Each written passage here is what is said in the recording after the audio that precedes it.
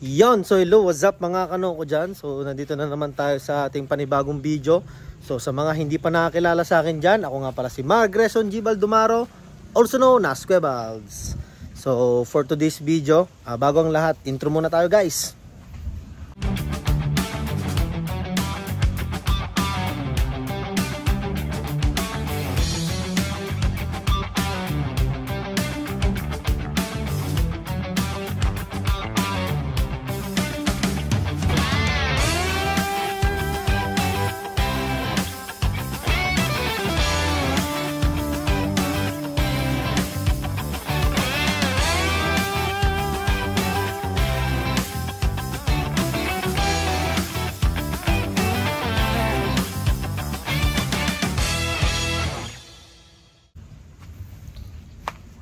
Yon, so hello, what's up mga kano ko dyan. So nandito tayo sa ating video ngayon. So for today's video guys, papakita ko yung ginawa naming swimming pool. Tsaka bibigyan ko na rin kayo ng idea kung paano padamihin yung itlog ng bibi. Kumuha kami ng swimming pool ng mga bibi natin guys. So yan guys, yan yung ginawa namin pagpaliguan. Yan o, kakatapos lang nila maligo guys. Yan o. So ayan o, nilagyan namin ng konting tubig kasi nakakaulan. So baka yung ulan na lang magdadagdag ng tubig, kasi pag nawasan ako medyo mahal-mahal yan. So bakit nga ba kwan kasi, anong tawag dito? Mahilig kasi yung mga kwan, anong tawag dito? Mga bibi na maligo sa mga ganyan-ganyan. So kaya nilagyan namin ng ganyan, ng paliguan. Napanood ko rin kasi na mas maganda pag may paliguan sila. So yan. Ito. Tingnan natin. So nandito pa siya guys, naglilimlim. Hindi natin makikita yung itlog. Pero ito guys, yung itlog nito, kwan na to, 17 yung itlog niya. 17, 18. Nung umpisa parang kala ko abutin lang siya ng mga 10, ganun. 10, 12. Mabot siya ng 17. So ano nga ba mga pinakain ko guys? So ito naman yung isang naglilimlim. Dito yung dating pinakita ko. So titignan natin yung itlog niya guys. Dito naman alam ko 16 to eh. Wait lang guys Kuhan natin. Ilawan natin. Yan guys. Kuhan naman to. Yun nga. Kuhan din to siguro. Siguro binawasan to 16 din. 16 or 15. Yan. Pero lapitan natin guys. Hindi natin makita eh. Huwag natin hawakan. So yan guys, huwag natin hawakan kasi baka hindi nalimliman. Ganun daw yun eh. Siyempre yung amoy ng kamay natin mapupunta doon sa itlog. Ganun, parang maamoy din nung inahin. So ayun sila. Yun. Yan. Meron na siyang isang itlog doon.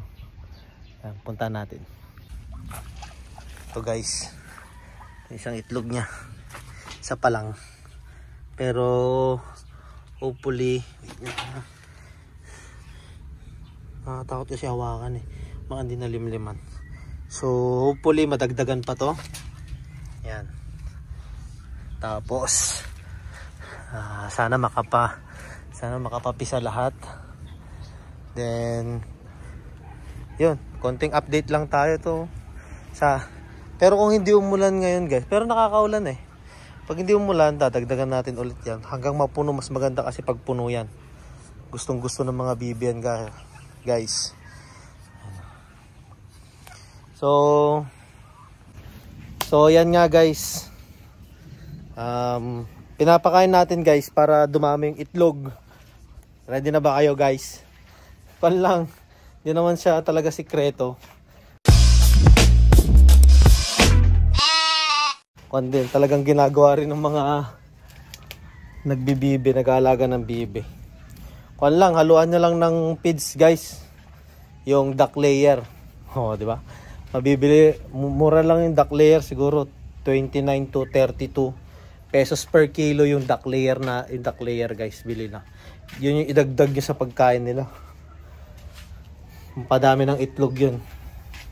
Kasi napansin ko, kala ko nga hindi talaga abutin ng mga 12 lang, kala ko 10 or 12 lang itlog nila. Pero nung pinakain ko nga ng duck layer bago pala ay nag-uumpisa na silang mangitlog, yun, dumami. Dami nilang nilabas. Pero ito. Hindi ko na check to kung ilan to eh. Yan nandito, yan oh, yan. Hindi ko na check kung ilan talaga yan. Kasi nung last na check ko bago niya limliman, kuan lang yan, nasa 13, 14. Hindi ko naman matsambahan guys na nawala dyan. Kasi naglilimlim na rin. So halos magkasunod lang sila nung isa. Diba nung guys last na video hindi pa siya naglilimlim. Ngayon naglilimlim na siya. Yan. Papakita ko rin yung mga kambing ko guys, ang tataba.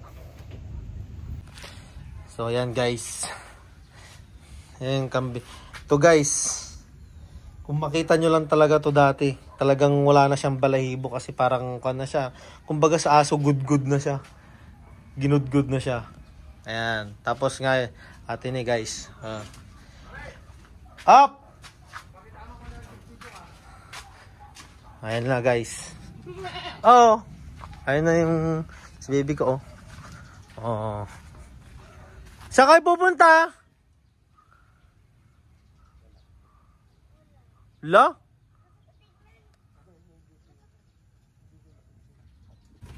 Tapos ito guys, ayan, buntis.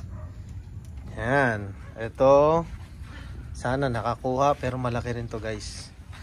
Tsaka tanong ko nga rin guys pala sa inyo, comment down below na lang. Meron kasi akong isang kambing dito. May isang kambing. Siya na lang ang hindi nag-aanak sa dito sa mga kwan. Yung iba na lahat na sila na try na nag-anak. Ito hindi pa. Isang kwan na to sa akin siguro. Oh, isang taon na sa akin yan guys. Pero naglalandi naman siya. Naglalandi siya. Tapos natuturukan din siya ng ADE. Kompleto naman vitamins niya na sasampahan naman. Pero hindi siya nagtutuloy nagbubuntis. Ano kayang dapat gawin guys? Comment nga kayo dyan guys kung anong dapat gawin natin. Dahil kung hindi ito magbubuntis, gagawin ko na itong pinapaitan. Gawin na natin pinapaitan to guys. Oh. Kaysa naman hindi siya... Oh! Yan guys. Ito feel ko nakakuha to guys eh. Yan naman, may anak pa siya. Ito yung anak niya. Di na niya pinapadede. Pero minsan dumidede pa rin. May bulog tayo dyan. Ito naman yung nanay niya. Dumidede pa pero kumakasta na yung bulog natin. Native lang yun. May halong native lang. So ito, maliit lang talaga. Pero malaki yung tiyan niya guys. Tignan niyo. Diba? Yan. Tapos, ito rin.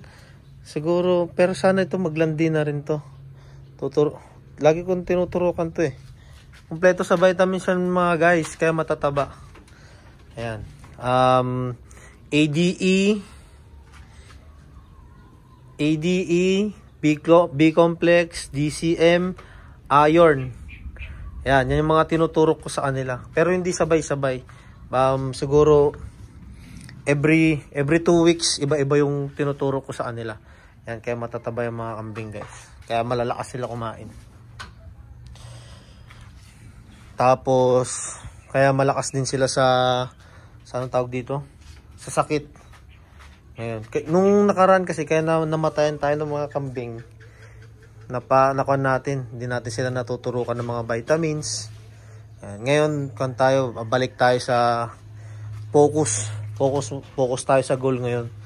Yan. Siguro kung buntis lahat to, ang possible na buntis dito makakakuha 9 or 8. Sana nakakuha sila lahat. Ito siguro maglalandi pa lang to kasi nagpapadede pa, hindi pa siguro kanyan ready. Nagpapadede pa kasi siya. So yan guys, wag na natin masyadong patagalin. So yan guys, tapos na tayo sa ating short video lang guys. So sa mga nagustuhan tong video na to, please like, and don't forget to subscribe to my channel. Yan, click nyo na rin yung notification bell para updated kayo sa aking mga latest video. So shoutout sa mga subscriber ko dyan, shoutout sa mga manonood nito. So keep supporting me guys, peace out.